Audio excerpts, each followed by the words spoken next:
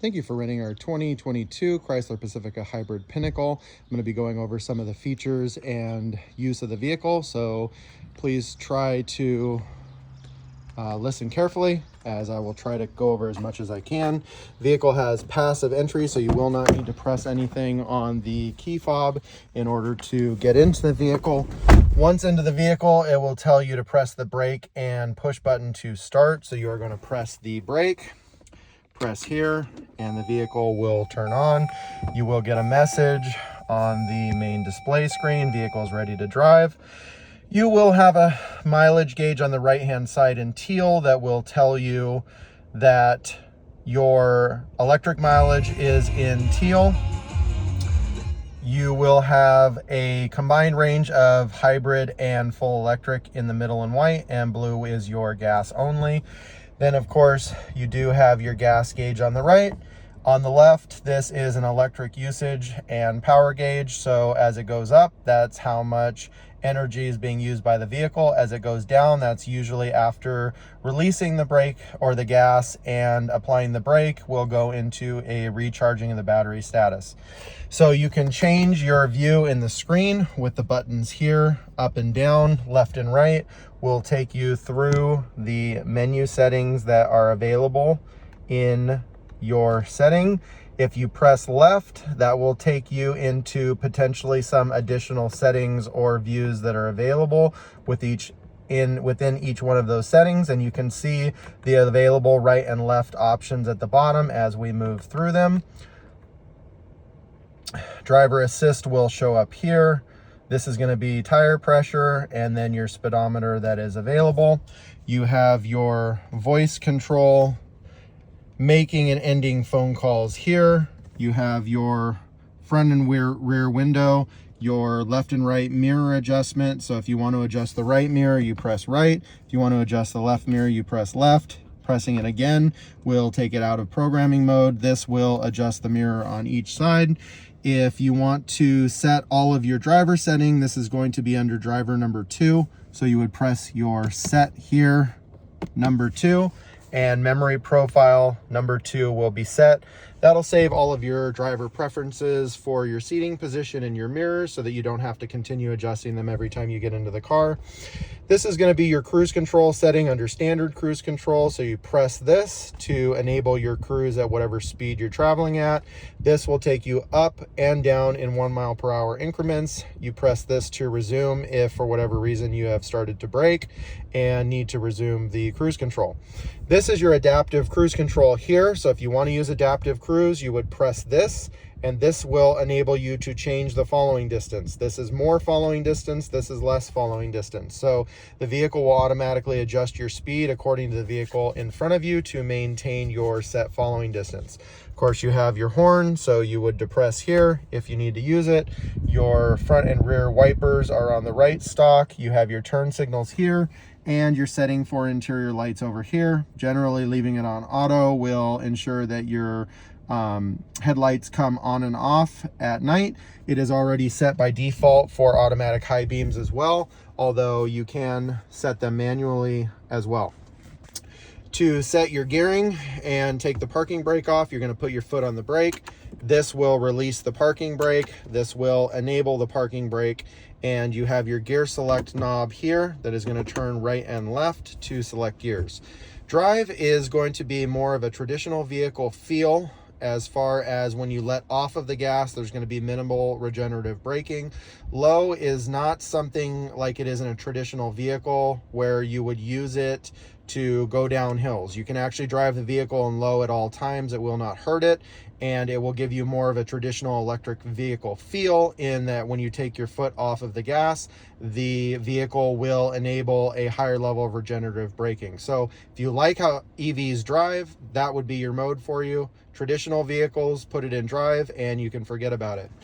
On your screen, we have our icons along the top. This is quick access to your climate settings for the driver, vented seat, heated steering wheel. You also have it available on the right for the passenger side. These are adjustable to whatever setting you want. Along the top, we have our driver profile. So this is where you can edit your profile settings. You're going to want to edit it under number 2, which is guest. These are all going to be linked to the key, and this will save your settings so that you do not have to change them every time you get into the vehicle. Your hotspot is going to be available up here. So you can go into connected devices, set up your Wi-Fi hotspot. The vehicle does include it. If you go into setup hotspot, this is going to tell you what the hotspot is with the password, and you can connect your devices within those settings. You will have your temperature up here telling you what the temperature is outside. It will display the time, and if you're listening to any music or streaming, it will show up here. You do also have access to interior and exterior cameras, which are available here. So if you tap this button, you will have an interior view of all the seats in the back, as well as a close-up view. If you have kids in the back, this is a nice feature because you can actually tap on each one of the individual seats to get a larger display in the right-hand side of what is going on specifically in that seat. So this is a great feature for parents that need to keep an eye on the kids without actually taking their eyes off the road. From the main screen under your home, you will have this screen showing up with your navigation, any streaming services, and your comfort. You can swipe to the right, and if you have a phone connected, it will show you your recent calls. You also have access to your surround cam and your fam cam. Fam cam is the one that we talked about with the interior. Surround cam is actually the external of the vehicle. So we'll show you a 360 degree around the vehicle, which is great for parking. And it is changeable on the large screen to give you individual views of different parts of the vehicle. Going back to the home screen, we have a media section. This is going to have access to XM, your streaming service directly from your phone, as well as FM. If you have a device plugged in with USB, it will show up here under the USB icon, and you will be supplied with an iPhone and USB-C cable in the center console if needed. You also have access to your comfort settings here. So your heated seat, ventilated seat, heated steering wheel, those are all going to be settings along here for the driver and passenger. You have your auto setting, recirculate, and you have access to your rear AC control, which is available here. You can also sync it to the driver if you would like. In addition, there is a rear air conditioning control available back here for your rear passengers, where they can adjust their own air conditioning settings as well. If you are not going to be using Android Auto or Apple CarPlay, there is a built-in navigation available here. You can change your settings, put in your search here for the address or location that you'd be looking to go to, and you will be able to access it there. Once you have either wireless or USB AirPlay or CarPlay enabled, this is where you are going to have all of your settings available. So you can go in here to get access to all of your different applications that are available, and you have different setup and options that are available based on how you would want to display that.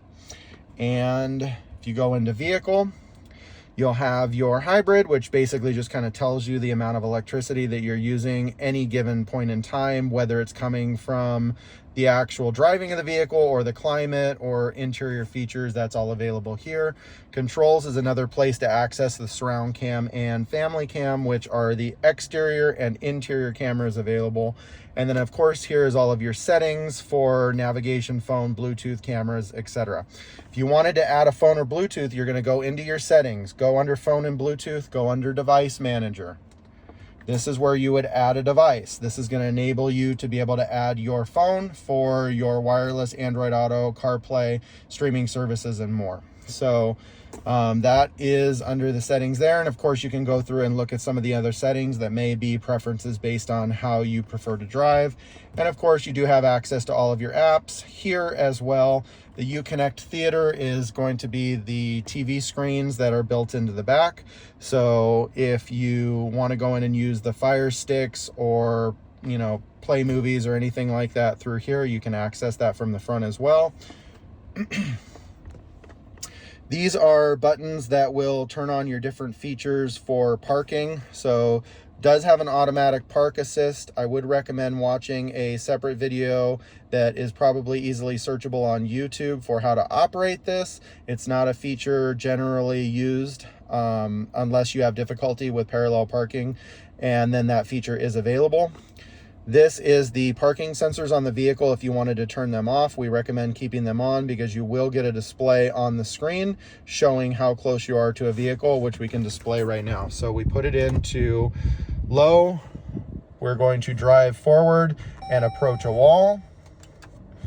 And as we are parking the vehicle and getting closer to the wall, you will have a display that will pop up in the screen letting you know how close your vehicle is to anything that is on the front or the back of the vehicle. You will get notifications and tones, and that will show up here. So I wouldn't recommend taking this feature off as it is extremely helpful in parking the vehicle, but there is a button to turn it off if you feel the need to do so. This is your lane assist. This is a departure assist feature where if the vehicle is starting to go out of the lane on the highway, it will give you a tone and apply some steering correction as well. This feature is not a lane keep. It is not an autopilot type feature. It will not keep the vehicle centered. This is a assist feature. So if the vehicle starts to go out of the lane, it will make one correction and no more. So do not use it as a lane keep device. That's not what it's for. And then you have your traction control off, your hazard, mute, and screen off. So if you need to turn off your screen, that button will turn the screen off, and you can also touch the screen as well to turn it back on. You can tune through your different options available using this. Pressing it in will also select. You have your manual air control on here as well as the available digital form within the comfort on the home screen. You have your USB access through USB-C and standard USB available here, and this will be connected to the rear as well. You'll be supplied again with a USB-C and iPhone cable. This is a wireless charging pad that is available for any devices that may be able to use that. In the center console, you also have an additional 12-volt keyed outlet, meaning it only works when the key is on. And then you have more USB connectors here. Change divider, if you want to leave any change in here for tips are always gladly appreciated. And you will be able to leave the key inside of the Faraday pouch here when dropping off the vehicle. Of course, you do have your normal AC vents. You do have a power mirror that is available for dimming auto at night. If you want to turn that feature off, that power button will do so. These buttons up here are going to be your side doors and rear hatch access available from here. So you can turn the doors off if you have children that you would not like to be able to open the doors, and you can manually open and close both of the doors on either side from up here, as well as opening the rear hatch and closing the rear hatch from this area of the ceiling. Here you will have a mirror that is available to see anything in the back if you prefer that versus the camera. And you do have access to a sunglass holder that is available here as well. These buttons here are going to turn on the lights that are here. This is going to be your sunroom your sunroof that is available. So you can press auto to come close or auto to open all the way. So if you hold that button down, that is going to open the sunroof all the way as far back as it will go. Press this button here. It's going to close the sunroof. Please make sure that you close it all the way, especially if you're going to run it through the car wash. And there is a vent option that's available as well that will merely vent it versus opening it. Again, you would press this to close it. This is the sunshade that is available. If you want to close it, you would press this button here, and that is going to close the sunroof shade, providing a little bit cooler interior to the vehicle. And if you press this button here, that is going to open it back up, giving you the panoramic view through the sunroof. It will stop here. If you press it again, it will continue all the way through the back, opening up all the way to the back of the vehicle. Okay, So as we get fuel, there is a fuel button here that will release the fuel door for the side of the vehicle. Coming outside of the vehicle, you can open the door by just pressing the button here. That will open the door on the side. Once the door is open, you can press it again from the outside. That will close the door. The vehicle does not automatically lock itself. So this is that honk is telling us the vehicle is still on, but you can press this button until you get a honk, and that will let you know that the vehicle has been locked. Or you can also access from the key fob by pressing the lock button. You do have remote start, trunk control, as well as the control of the two side doors available as well.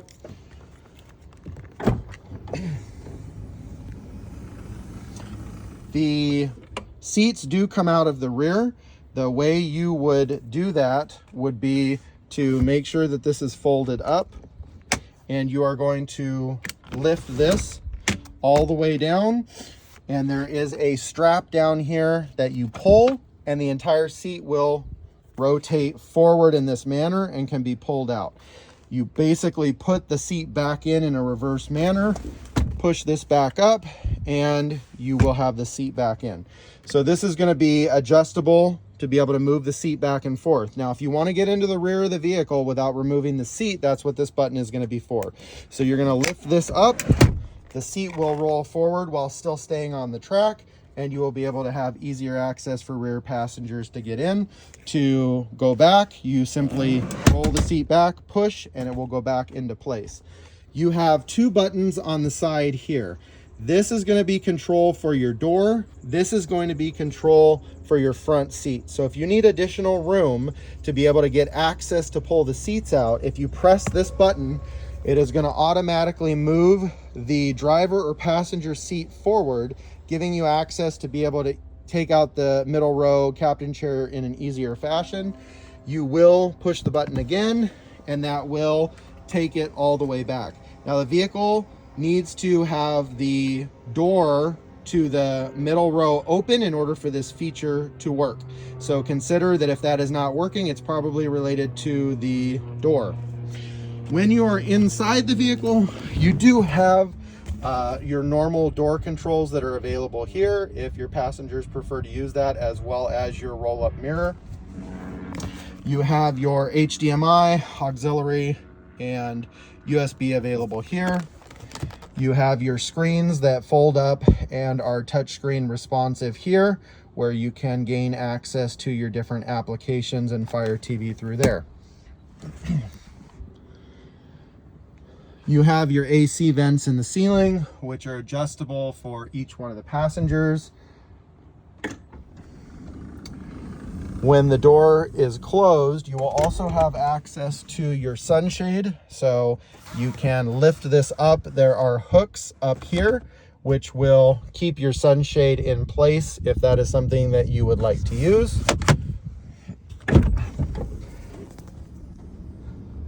And then you do have additional storage, as well as cup holders for the rear passenger that are available here. And of course, a cubby if somebody needs to store something there. Coming to the back of the vehicle, you do also have a hands-free access to the rear hatch, which can be used by placing your foot underneath the rear of the vehicle, and that will automatically open up the trunk. There is also a button that is available. This will be the button to close the rear hatch from inside. You will back up, it will beep indicating that it's closing, and you will have the hatch close automatically. Now, there is also a button that is available to open if you don't want to use the touch-free. So it's under here, you would press, and the hatch will be open. In the rear area, it is a 60/40 fold down, so you can fold down either side.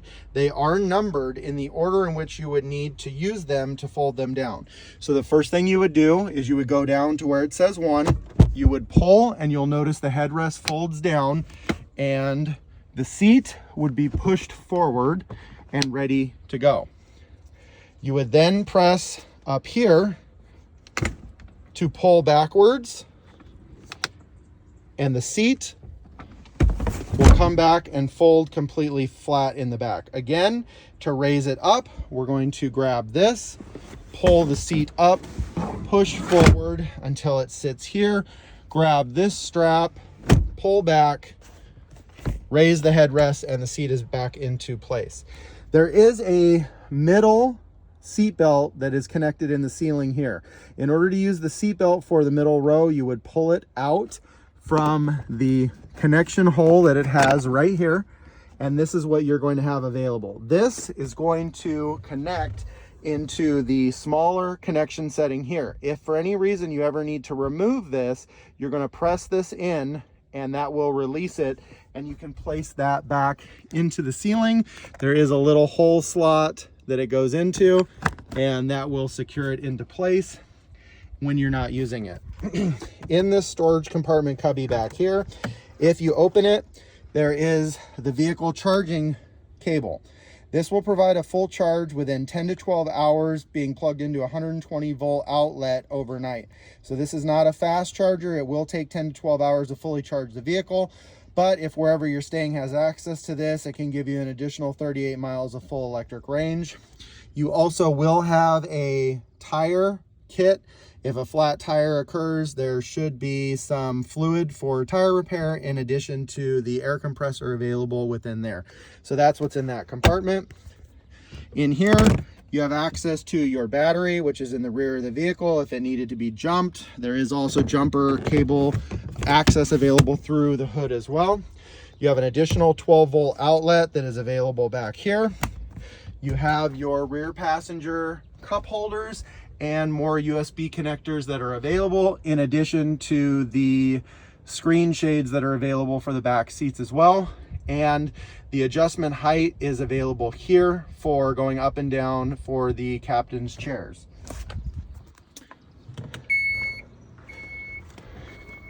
If you open up the passenger side door, there is also a 120 volt outlet that is available for plugging in any devices up to 150 watts within that section as well. So that is an additional feature that's available in the vehicle. For the electric vehicle charging, you would come around to this side of the vehicle and you will simply press on this here, similar to a gas door, and the vehicle charger would plug in here. There'll be a button on there to release it. So you press that down and pull out, and that will release the electric vehicle charging. That will be overall the initial settings that are available for the vehicle. As always, if you have any additional questions or concerns, you can always get in touch with us and we can go over those options and possibly give you more information on anything that you would need to know. Hopefully this has been informative and helpful. Once again, thank you for renting with us, and let us know if you have any questions. Thanks so much.